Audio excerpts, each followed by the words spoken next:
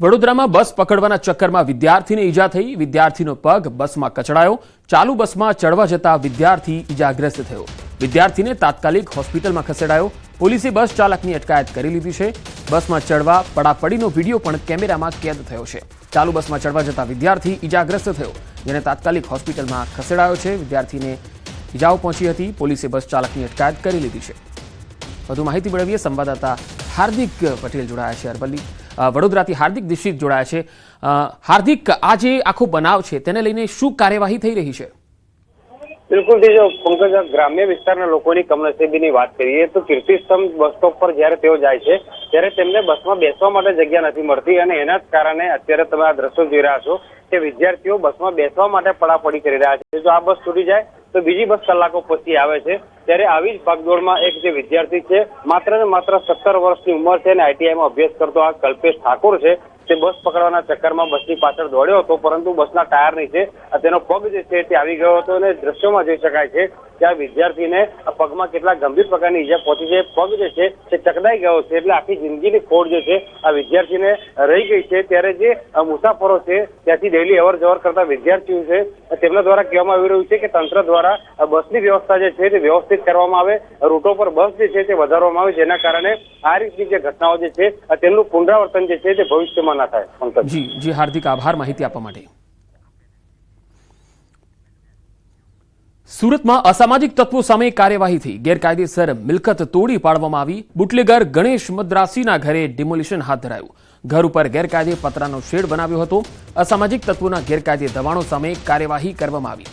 તો સુરતથી આ તસવીરો આવી રહી છે। ગેરકાયદેસર મિલકતો તોડી પાડવામાં આવી। અસામાજિક તત્વોની આવી ગેરકાયદેસર મિલકતોને તોડી પાડવામાં આવી। બુટલેગર ગણેશ મદ્રાસીના ઘરે ડિમોલિશન હાથ ધરાયું। ઘર ઉપર ગેરકાયદે પતરાનો શેડ બનાવ્યો હતો, જેને તોડી પાડવામાં આવ્યો।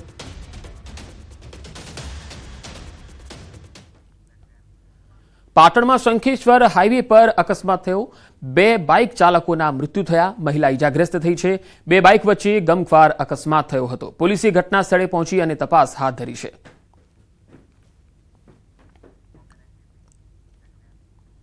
પાટણ સરહદ પર બીએસએફને મોટી સફળતા મળી। સહોવાલા ગામ નજીકથી આરડીએક્સનો જથ્થો મળી આવ્યો। 4.5 કિલો આરડીએક્સ મળી આવ્યો।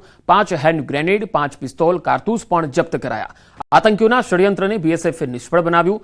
આસપાસના વિસ્તારોમાં સર્ચ ઓપરેશન ચાલી રહ્યું છે।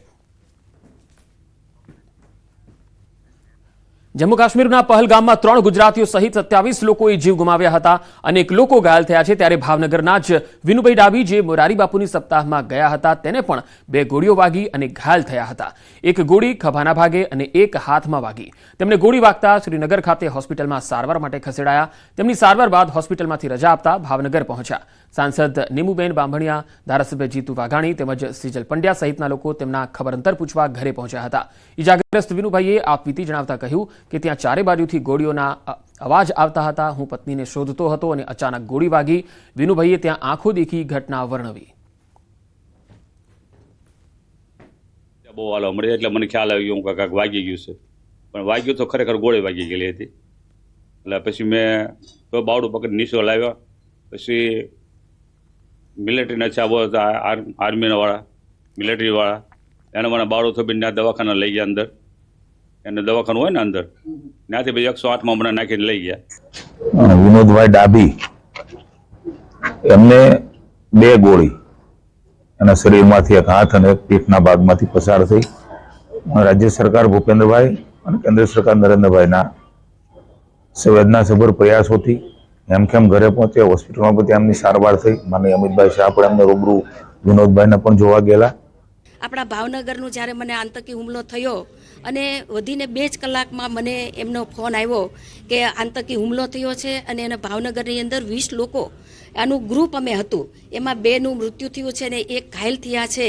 એટલે તરત જ સતત એમના સંપર્કમાં હું હતી, એમને કોઈ પણ અગવડ ન પડે। પહલગામ આતંકી હુમલા બાદ ઠેર ઠેર રોષ વ્યાપ્યો। ઠેર ઠેર બંધનું પાલન થઈ રહ્યું છે, ત્યારે કચ્છમાં પણ રોષ વ્યાપ્યો। માતાના મઢની બજાર આજે દિવસ દરમિયાન બંધ રખાયા। વેપાર ધંધા બંધ રાખી મૃત્યુ પામેલા લોકોને શ્રદ્ધાંજલિ આપવામાં આવી હતી।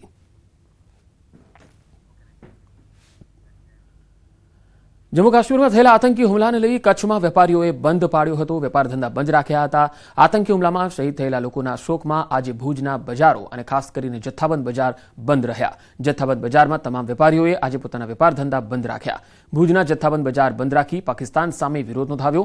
પાકિસ્તાની આતંકવાદીઓને કડક જવાબ આપવામાં આવે તેવી વેપારીઓએ માંગ કરી. વેપારીઓએ જમ્મુ કાશ્મીરમાં શહીદ થયેલા લોકોને શ્રદ્ધાંજલિ આપી. જૂનાગઢના મજેવડી દરવાજા પાસેથી એક વ્યક્તિને પોલીસે હથિયાર અને 3 કારતૂસ સાથે પકડી લીધો. રહીમ બેલીમ નામના શખ્સ પાસેથી પિસ્તોલ અને 3 જીવતા કારતૂસ મળ્યા.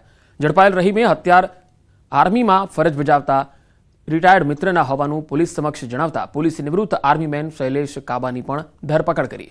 પોલીસ તપાસમાં લાયસન્સ રિન્યુ ન થયેલ હોવાનું ખુલ્યું છે. બંને સામે ગુનો નોંધી પોલીસે તપાસ હાથ ધરી.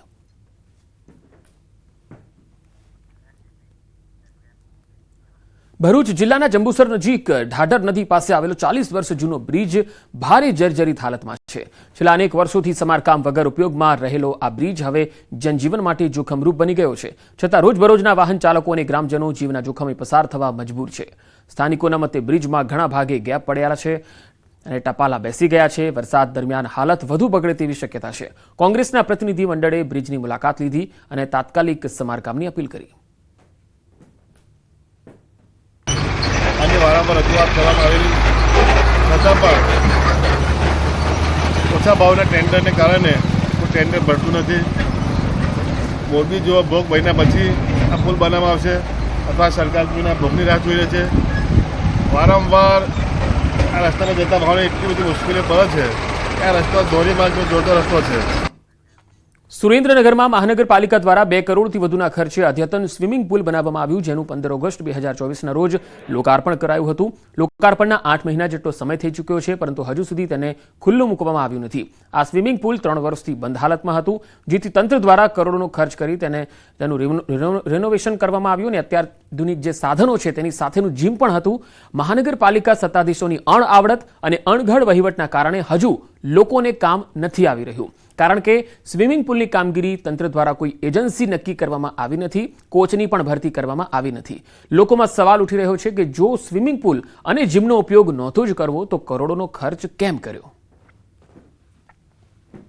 છેલ્લા 9 મહિના જેવો સમય થઈ ગયો ઓગસ્ટથી, તો અમે વારંવાર તંત્રને, મહાનગરપાલિકાના કમિશનર સાહેબને, એની પહેલા નગરપાલિકાના પ્રમુખ હતા એમને આવેદનપત્રો, અમારા લગભગ 200 જેટલા સભ્યો છે એક્ટિવ સ્વિમિંગ પુલના, વારંવાર અમે એમને રજૂઆત કરી છે, પરંતુ કોઈ રીતે એ સ્વિમિંગ પુલ એમણે ચાલુ કરેલ નથી. અણઘટ વહીવટ અને દિશાવિહીન વહીવટના કારણે 15 ઓગસ્ટ 2024ના રોજ મુળુભાઈ બેરા મંત્રી દ્વારા ધારાસભ્યશ્રી અને તત્કાલીન નગરપાલિકાના પ્રમુખશ્રીની હાજરીમાં આ સ્વિમિંગ પુલનું ઉદ્ઘાટન કરવામાં આવ્યું હતું, પણ આ સ્વિમિંગ પુલ એક પણ વખત ચાલુ કરવામાં આવ્યો નથી. વડોદરામાં ગત વર્ષે આવેલ ભારે વરસાદના કારણે તારાજી સર્જાઈ હતી, તેથી રાજ્ય સરકારે તાત્કાલિક નદીનું કામ કરવા આદેશ આપ્યા હતા. વિશ્વામિત્રી નદીને ઊંડી અને પહોળી કરવાની કામગીરી તાત્કાલિક શરૂ કરવામાં આવી, ત્યારે ગૃહ રાજ્યમંત્રી હર્ષ સંઘવી કામગીરીનું નિરીક્ષણ કરવા પહોંચ્યા હતા. કામગીરી અંગે ગૃહ રાજ્યમંત્રીએ નિવેદન આપ્યું અને કહ્યું છે કે ચોમાસા પહેલા કામગીરી પૂરી કરી લેવાના પ્રયાસ હાથ ધરાયા છે. 100 દિવસમાં સંપૂર્ણ કામગીરી કરવાનો લક્ષ્યાંક ચરખાયો છે. 45 દિવસમાં 50% કામગીરી પૂર્ણ કરી અને મોટી સફળતા છે. તેમણે ખાતરી આપી છે કે વરસાદ પહેલા સંપૂર્ણ કામગીરી પૂરી થશે. આનંદ થાય છે કે માત્ર 45 દિવસમાં 50%થી વધારે કામગીરી પૂર્ણ કરવામાં આવી છે.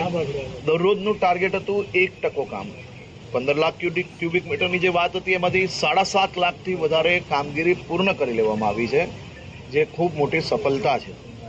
અને આ જ પ્રકારે આ કામગીરીને વધુ ઝડપથી આવનારા દિવસોમાં કઈ રીતે ચલાવી શકાય તે માટે એક બેઠકનું આયોજન આજે વડોદરા ખાતે કરવામાં આવ્યું છે. ગત વર્ષે ચોમાસામાં વડોદરાવાસીઓએ પૂરની પરિસ્થિતિનો સામનો કર્યો, ત્યારબાદથી વડોદરા મહાનગરપાલિકા દ્વારા જે વિશ્વામિત્રી નદી છે કે જે વડોદરા શહેરની મધ્યમાંથી પસાર થઈ રહી છે, તેમાં પૂર નિયંત્રણની કામગીરી જે છે